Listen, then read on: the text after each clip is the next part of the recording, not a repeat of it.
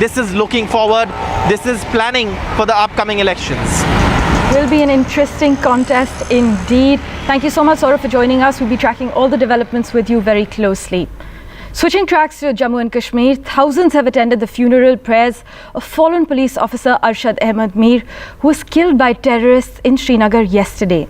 As the body reached Kalmuna village in Kupwara district of Jammu and Kashmir late last evening, thousands of mourners gathered to pay last respects to the fallen sub-inspector of Jammu and Kashmir Police.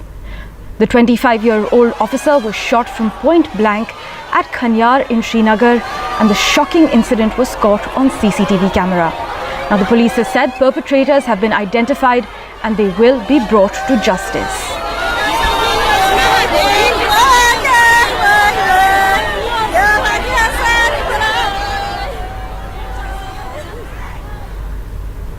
Switching tracks to a shocking incident from Maharashtra. A day after a 34-year-old woman died after she was brutally raped in Mumbai suburb Sakinaka, another incident of sexual abuse has been reported in Maharashtra, this time in Ulhasnagar. A 15-year-old girl was raped in a railway accommodation on the Ulhasnagar station premises on Friday night. Railway police has said today a case has been registered under sections of IPC and the Protection of Children from Sexual Offences Act, and the accused has been arrested. There are also reports that the two police stations did not file her complaint right away over confusion about whose jurisdiction this case fell under. According to police, the accused scared away the girl's friends with a hammer. When she was walking home, he allegedly abducted her and took her to a deserted railway accommodation about 50 meters from the skywalk. There, the accused allegedly raped and assaulted the 15-year-old. The girl was confined there the whole night. In the morning, she managed to escape and borrowed a passerby's phone and called her friend, who advised her to go to the nearest police station. My colleague Purva Chitnis joins us with the latest update. Purva, what details can you share with us at the moment? Well, as you said, the details of the case that you just said right now, the girl was in fact abducted from Ulhasnagar railway station, and in fact it was night time. The girl had gone to Shirdi, and from Shirdi she was coming to Ulhasnagar. The girl's grandmother and father lives in Ulhasnagar. She lives in Ulhasnagar, but she had gone to Shirdi to visit her mother. And she had taken a train from Shirdi to Kalyan, and from Kalyan she took a local train to Ulhasnagar, and that's when she was going to her home at around 9 p.m. That's when she met her friend. She was talking to her friends. At that point of time, this accused walked in and he scared her friends away with a hammer, and then abducted her, and in a deserted area, which is the police said it was also a railway quarters, but it was dilapidated and nobody lived there. That's where he took her, and in the morning when she woke up and found that the accused was not around her, that's when she escaped. Now the incident happened overnight, and in the morning when she woke up around 8:30 is when she escaped from that place. She then a passerby was going by. She took a phone. She called another friend of hers, and the friend advised her that she should go to a police station. She went to police station, two police stations in fact, and nobody took her complaint. And in fact, that's what is shocking and surprising, because in such incidences, a zero FIR should be lodged, but nobody took her complaint. And when this was asked to the police said that they will also look into the matter, why the local police station did not take her complaint. But as of now, the accused has been arrested, and further investigations are going on, whether there was any connection of the accused with the girl, whether he knew her prior, what exactly happened, was he drunk at that point of time or not. All these point of investigations are going on. Thank you so much, Purva, for joining us with those crucial details. Meanwhile, Sena Samna on Sakinaka rape case actually said, "Why is BJP crying crocodile tears?" The editorial stated, "This is a land of law. The culprit is caught." The editorial also added, "Why is the opposition creating such a ruckus?" and asserted that Mumbai is still safe for women. The editorial also highlighted, "Do not compare this to the Hathras rape case." And switching tracks to the NEET examination in Tamil Nadu. Tamil Nadu Chief Minister, actually, M.K. Stalin, appealed to students on Sunday after a 19-year-old medical aspirant died by suicide in Tamil Nadu's Salem district ahead of the medical entrance exam NEET.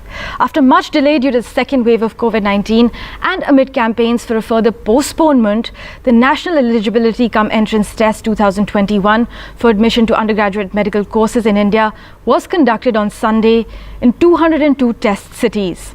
The medical aspirant, identified as Dhanush, was the son of a farm labourer and was found dead hours before the NEET exam. The Chief Minister said, "We will pass a bill against NEET and I am confident we would win the support of all Chief Ministers." He added, "I appeal to students to not take any drastic decisions." The centre had said it does not have any plans to suspend NEET and other common entrance examinations. My colleague Sam Daniel brings us the latest update.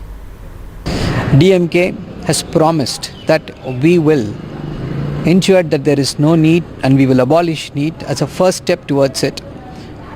Our government had appointed a committee under Justice A.K. Rajan to find out the ill effects of NEET in the last four exams, 4 years, and they have given a report on that. So we hope that Tamil Nadu will be able to abolish NEET in the near future. Switching tracks to the national capital, with NEET exams on across the country, hundreds of medical aspirants in the national capital missed their exam yesterday due to last-minute changes in testing centres and freakish weather. NDTV spoke to one such student who broke down in tears, recounting that she made it to the testing centre just 5 minutes before the exam began after wading through severe waterlogging. She pleaded with the government for a second chance and more compassion for medical students.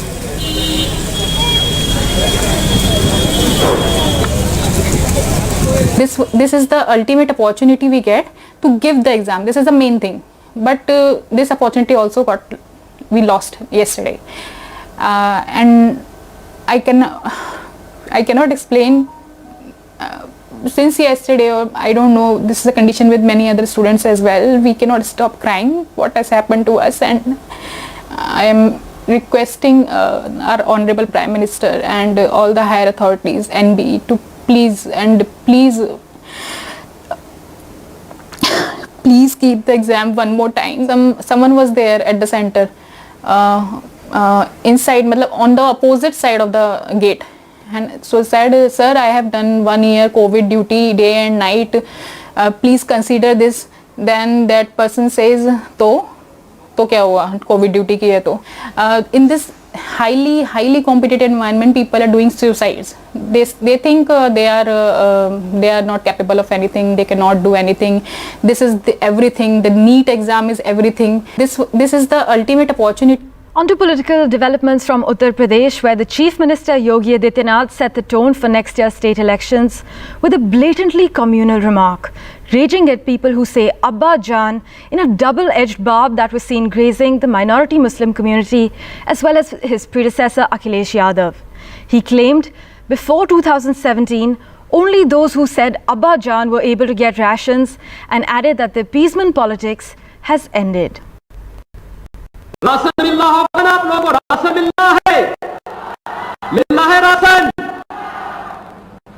क्या ये ration 2017 के पहले भी मिलता था? क्योंकि तब तो अब्बा जान कहने वाले राशन हजम कर जाते थे। Yogi Adityanath also attacked the Congress in a tweet in Hindi, calling the party the creator of terrorism. His tweet said, "Congress is the creator of terrorism in the country. There is no need to tolerate people who hurt the country. If there is BJP, there is respect for everyone. There is respect for faith." We're stepping into a very short break, but on the other side, Tamil Nadu crosses a record 25 lakh doses on Sunday. Details coming up right after this very short break.